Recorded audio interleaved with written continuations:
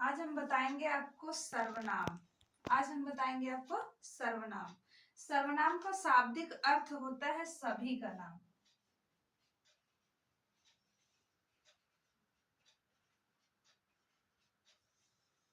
सर्वनाम का अर्थ होता है सभी का नाम। सर्वनाम की परिभाषा।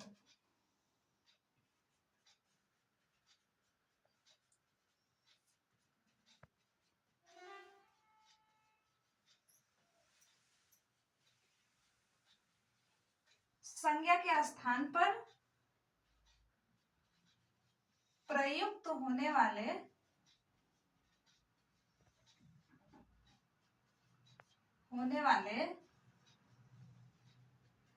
शब्दों को सर्वनाम कहते हैं। ये हमारी परिभाषा हुई। संज्ञा के स्थान पर प्रयुक्त होने वाले शब्दों को सर्वनाम कहते हैं। सर्वनाम के भेद। सर्वनाम के मूलतः 6 भेद होते हैं।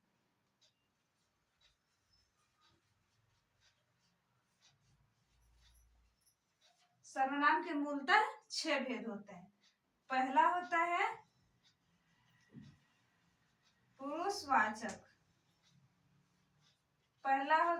पुरुषवाचक। सर्वनाम। दूसरा होता है निश्चयवाचक सर्वनाम। तीसरा होता है अनिश्चयवाचक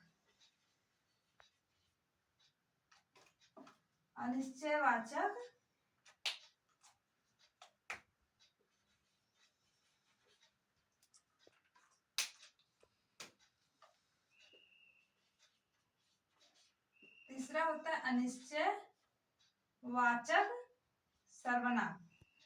और चौथा होता है संबंधवाचक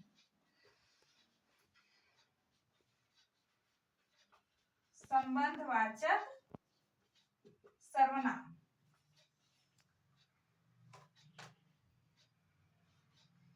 पांचवा होता है निजवाचक सर्वनाम। और छठा होता है प्रश्न।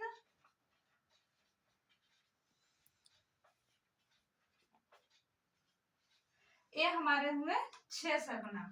पहला हो गया पुरुषवाचक, दूसरा हो गया निश्चयवाचक, तीसरा हो गया अनिश्चयवाचक, चौथा हो गया संबंधवाचक, पांचवा हो गया निजवाचक, छठवां हो गया प्रश्नवाचक। पुरुषवाचक सर्वनाम के 3 भेद होते हैं। पुरुषवाचक सर्वनाम के 3 भेद होते हैं। पहला हो गया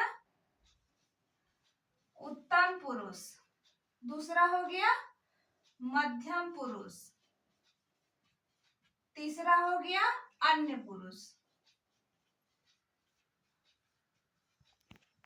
ये हमारे हुए पुरुषवाचक सर्वनाम के भेद। तो उत्तम पुरुष में हम सदैव मैं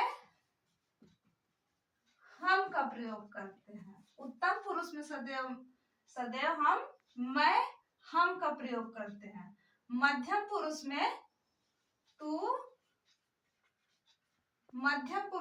तू तुम का प्रयोग करते हैं। अन्य पुरुष में वह वे का प्रयोग करते हैं।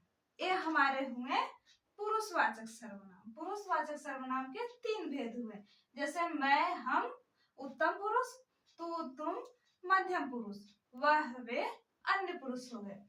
निश्चयवाचक सर्वनाम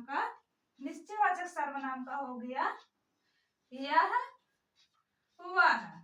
जैसे यह किताब है, वह राम का घर है, यह निश्चित है। अनिश्चयवाचक में जैसे कुछ क्या। अनिश्चयवाचक में होता है कुछ क्या।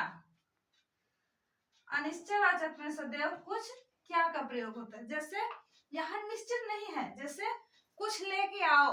अब क्या लेके आओ यह निश्चय नहीं हो रहा। क्या लेके आओ ये भी निश्चय नहीं हो रहा। संबंधवाचक में जो सो का प्रयोग होता है। जैसे हो गया जो बोएगा सो काटेगा, यहाँ संबंध बता रहा। निजवाचक में सदैव निजता का बोध होता है। निजता मतलब स्वयं का बोध होता है, स्वयं का। जैसे मैं स्वयं से खा लूंगा, मैं स्वयं से पहन लूंगा, मैं स्वयं से पढ़ लूंगा, इसमें निजता का बोध होता है। जैसे निजता, या आप बोल दीजिए, आप। जैसे मैं अपने आप से खा लूंगा, ये निजवाचक। प्रश्नवाचक में क्या, कौन। प्रश्नवाचक में क्या, कौन का प्रयोग होता है। सर यहाँ कोई होगा, क्या, कौन का प्रयोग होता है। जैसे क्या खा रहे हो, जहां प्रश्न का बोध हो, जहां प्रश्न का बोध हो वहां प्रश्नवाचक सर्वनाम होता है। और पुरुषवाचक, निश्चयवाचक, अनिश्चयवाचक, संबंधवाचक, निजवाचक, प्रश्नवाचक, ये हुए हमारे सर्वनाम के